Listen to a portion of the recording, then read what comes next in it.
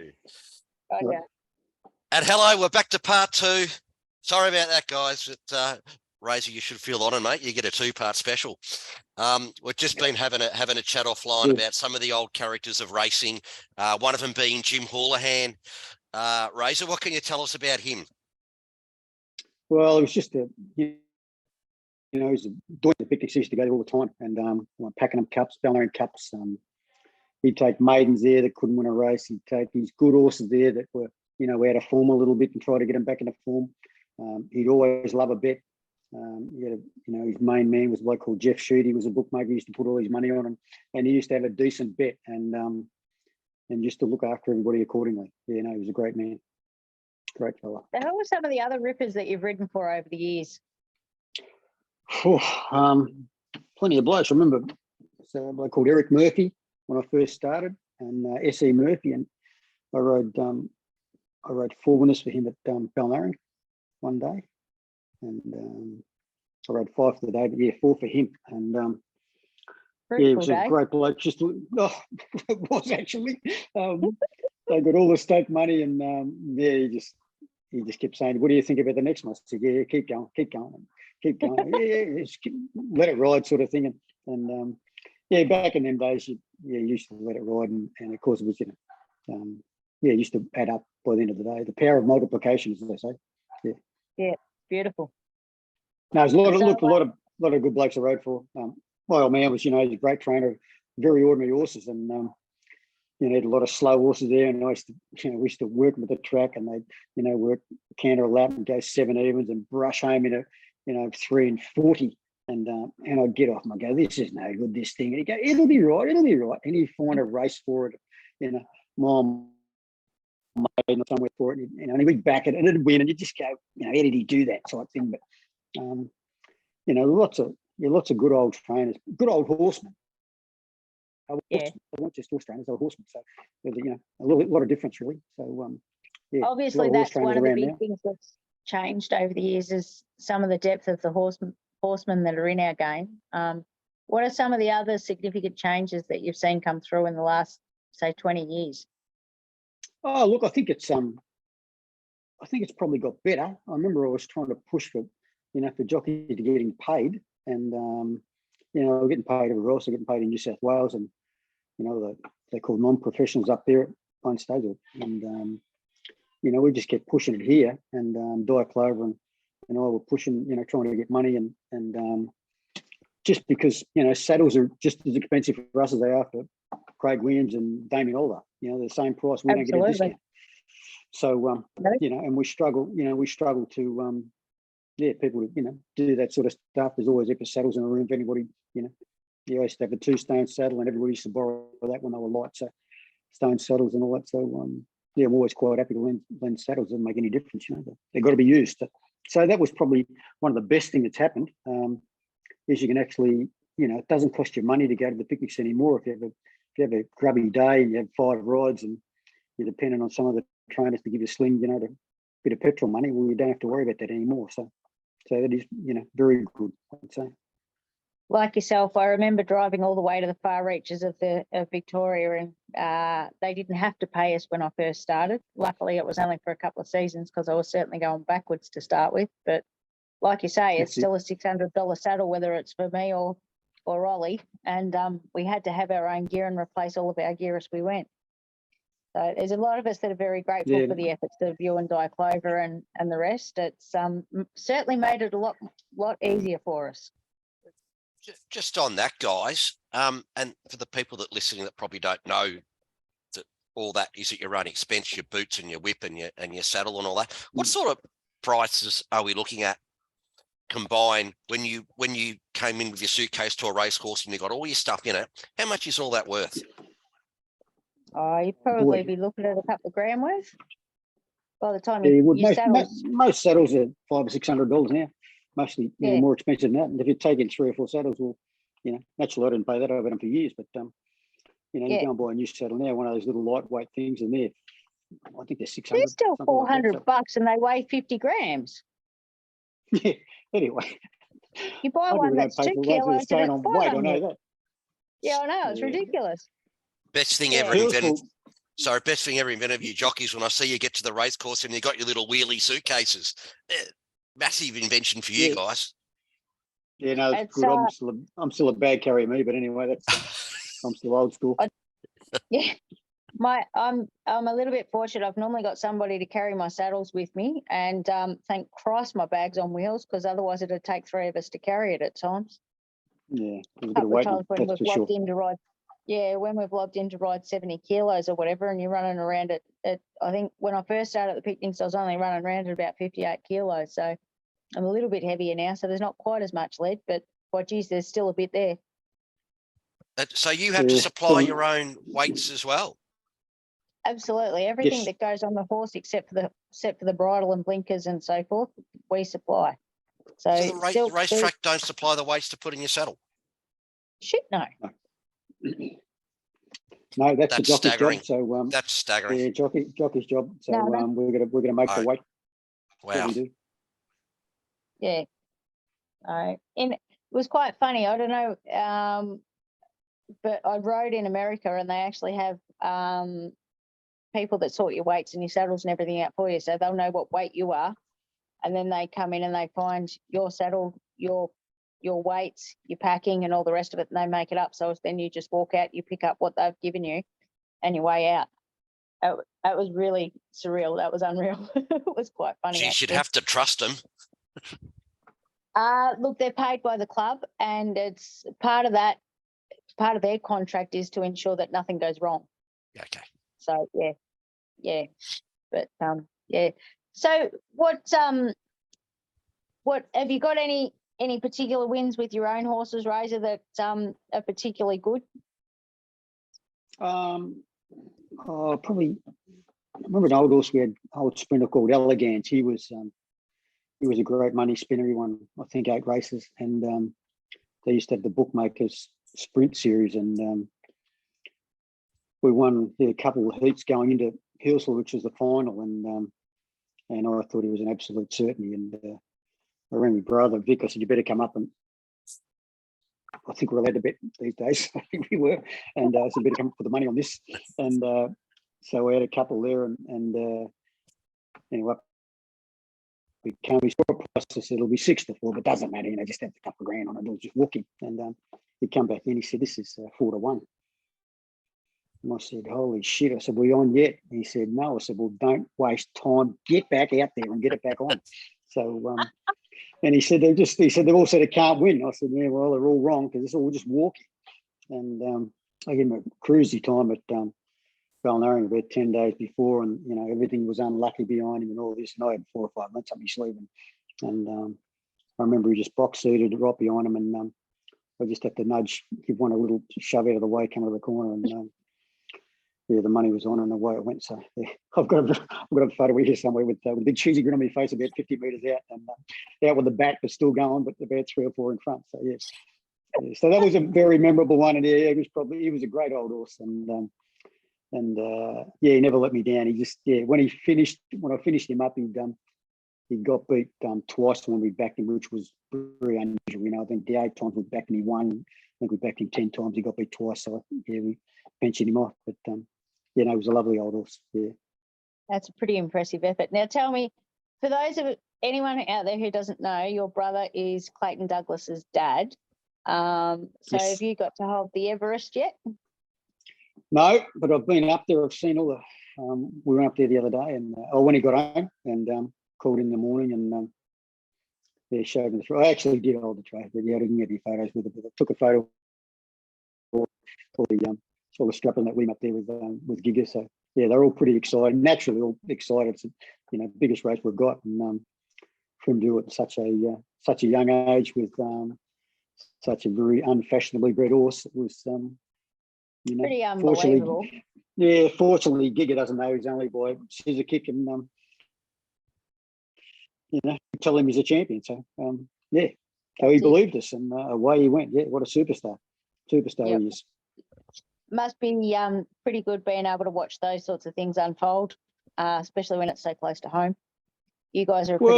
We've got we're all pretty close, and it was pretty exciting for Clay, and seeing as one on YouTube or Twitter or something with him jumping up and down, walking along. It was the funniest thing you've ever seen. So, yeah, we've got it I here. thought And it was hysterical. I think, yeah, they sent it to us, and yeah, it was a pearler. So he's awfully excited, Clay, and and he's a dead ringer of Sonny, my youngest bloke. So they get past his brothers that close, and they sound the same. I've been on the phone and been talking to Clayton, called him Sonny, and been talking to Sonny, called him Clayton, and Sonny goes, "Hey, Dad, come on." Sorry, mate. But their voice is the same, and yeah, you can't miss them when they're together. That you just go, "Yep, they're brothers and they're only cousins." And Rocket's Harry, his youngest bloke, he's pretty much pretty similar cast as well. So yeah, we certainly stamp him must have. Yeah, you did. How did you go riding against your nephew? How was that for a couple of people? Sort of said to us that riding against their kids is a bit unrattling. How'd you go riding against your nephew? No, he probably got a little bit more room than what I would normally give somebody. So I try to look after him that way. I don't normally get a lot of room, as you'll know, but yeah, certainly did give him a little bit more space than what he probably needed. But yeah, just to make sure it was safe. He probably did the same for me though. So yeah. Yeah, you're both pretty lethal at different times. Clayton's got a much more polite mouth, or at least he used to what you can have at different moments. Well, I do get a bit wound up occasionally, so. Well, but look, we're all riders. I'm pretty relaxed. Pretty relaxed about it. A lot cooler than what I used to be. So, always had a bit of you have short temper. mellowed over the years, I must say. That's mellowed. Yeah, for sure. There's no throwing blokes around the jockey's room anymore. So, I've stopped all that. So.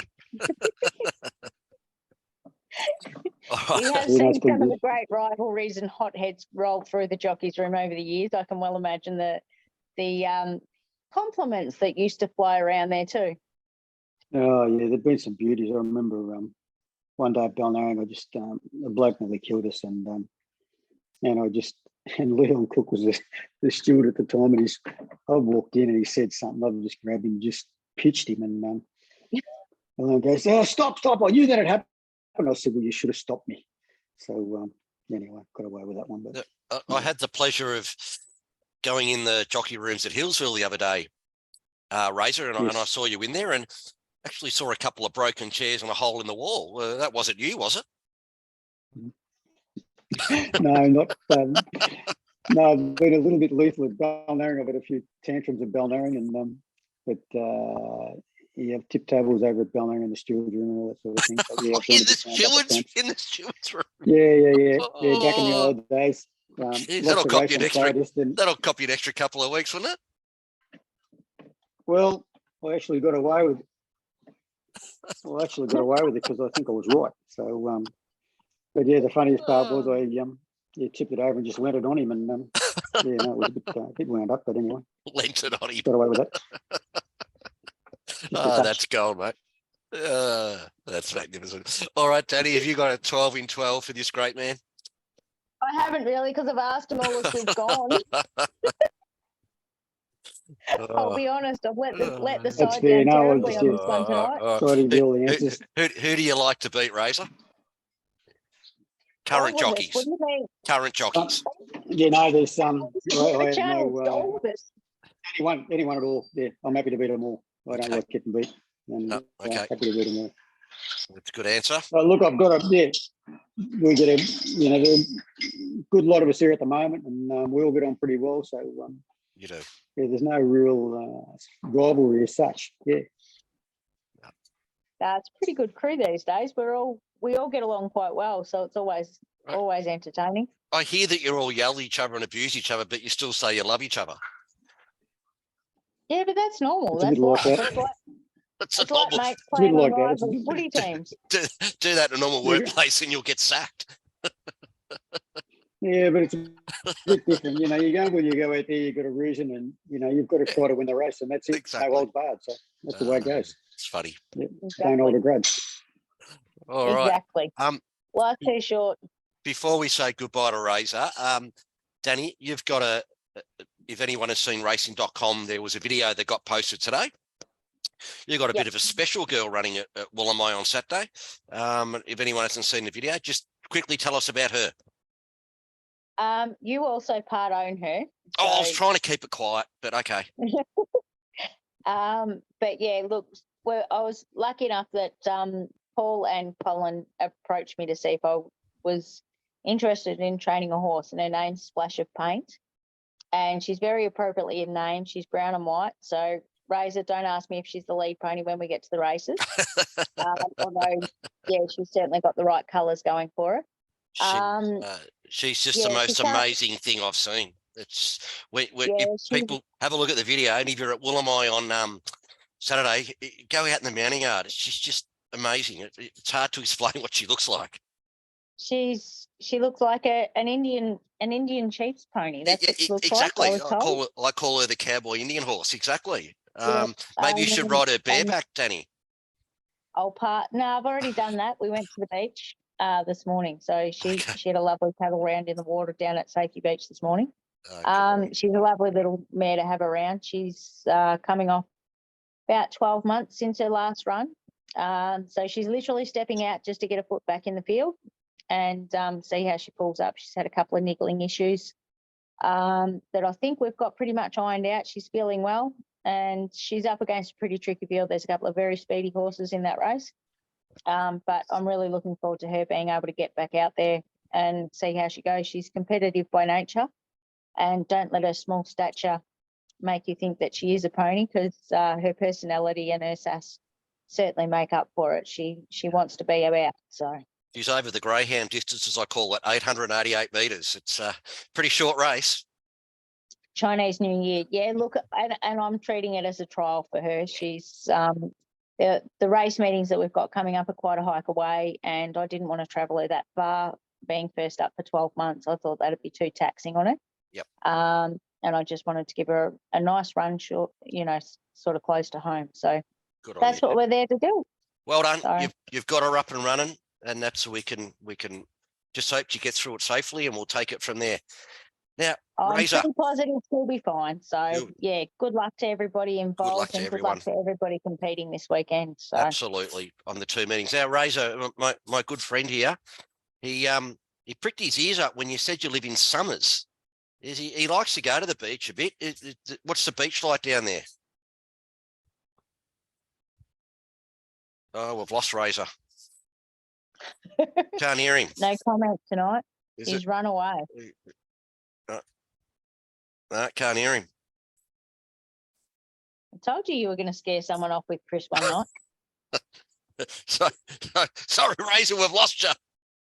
Oh well, he said he was going to come down and lay on the beach nude, but anyway, we'll leave that for another time, mate. Go away. Sorry, you've upset people. All right, sorry, we've lost you, Razor. I can't hear you. Thanks for joining us, mate.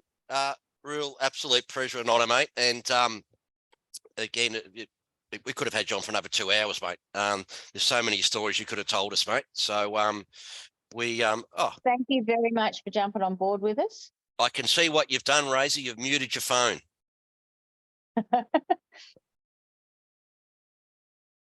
No, he doesn't realise he's done it. So, Oh, there we are. How's We're that? back. Have you got back? He's Well, back. there you go, mate. Nick got your back. Sorry. Did Chris upset I you, must get a new Razor? phone, but anyway, it's just Did Chris upset you? no. She's no, she's waiting for dinner, so she's she's Oh, the Chris- cook. I'm just the. Is Chris the your bottle wife? washer. Is Chris your wife? Yes. Yeah. Oh, hello. Yes. Yeah. We've got to get him back in then. Yeah. Christine, No, we're going together. Yeah. We're talking about this Chris. Chris Oh no, Hemsworth. not him. No. Oh, sorry. No. Chris Hemsworth. He Yeah, I think actually he could park his. he got excited. He thought, what? I'll come around and cook your dinner. He's going to book an Uber. Yeah. No. Well, how many Christina beers have we cooking had, dinner. Paul? All right, Oh, guys. dear. Thank you. Good luck on the weekend, Danny. Thanks, guys. Good Good luck luck, to you. Razor. Look forward to Good luck catching to up you, with Razor. you. And Yep. good luck with yours and Christine's worries. horse too. If I'll see you at Woolamai or See you. Yay. I'm at both, Razor. I'll come over and say hello. All right. Thanks, everybody. We'll Yep, be back. I'm one of those two. Good We'll on be you. back next Thanks, week. So take care. See you later, Razor. And we can tell you who Thanks, we've got See you, mate. next Bye-bye. week. We've got Marcus Goonan from Denerang next week to talk We about the certainly Denerang have. Cup. So we're looking forward to chatting to him. Thank you, guys. Have a good weekend. Beautiful. I'll speak to you all later. No No worries. worries. Catch you. Thank Take you. care, everyone. See ya. See you Bye. later. Bye-bye. Bye.